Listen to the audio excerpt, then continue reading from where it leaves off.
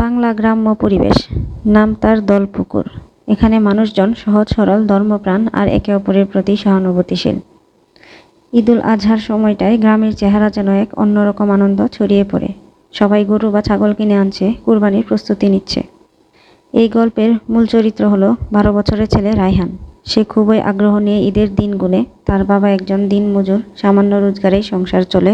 তবে কুরবানির ঈদ এলেই রায়হানের চোখে স্বপ্ন জাগে, তাদের বাড়িতেও একটি গরু আসবে। সে গরুকে পানি খাওয়াবে, হাত বুলিয়ে দিবে।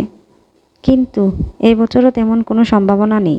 রায়হানের বাবা বললেন, বাবা, এবছর হয়তো কুরবানি করা হবে না, টানাটানি খুব। রায়হান চুপ করে রইল। সে বুঝে গেছে তাদের বাস্তবতা, কিন্তু মন তো মানে না। এদিকে গ্রামের মোড়ল হজি সাহেব 3টি গরু কিনেছেন। তিনি প্রতি বছর গ্রামের দরিদ্রদের মাংস দিয়ে সাহায্য করেন। রায়হান সাহস করে হজি সাহেবের বাড়ি গিয়ে বলে, চাচা, আমি কোরবানির কাজে সাহায্য করতে চাই। হজি সাহেব তার নিষ্পাপ মুখ দেখে বললেন, আয় বাবা, তোকে তো দরকারই ছিল।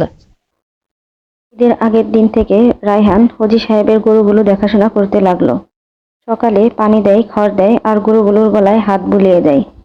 ঈদের দিন সকালবেলা সে উঠে নতুন জামা না পেলেও পরিচ্ছন্ন হয়ে মসজিদে যায়। নামাজ শেষে সে কোরবানির কাজে সাহায্য করে, মাংস প্যাক করে। বিকেলের দিকে হজি সাহেব তাকে ডেকে বললেন, বাবা, তোর পরিশ্রমের জন্য এটা তোর প্রাপ্য। তিনি একটা বড় ব্যাগ দিলেন, ভরে আছে মাংস দিয়ে।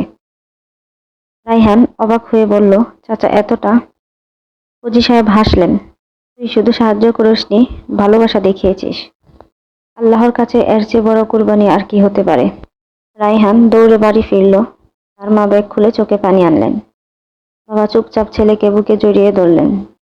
ছোট্ট রায়হান এভাবেই এই ঈদে বড়দের শেখালো, কুরবানি শুধু পশু জবাই নয়, এটি আত্মত্যাগ, ভালোবাসা আর একে অপরের পাশে দাঁড়ানোর শিক্ষা।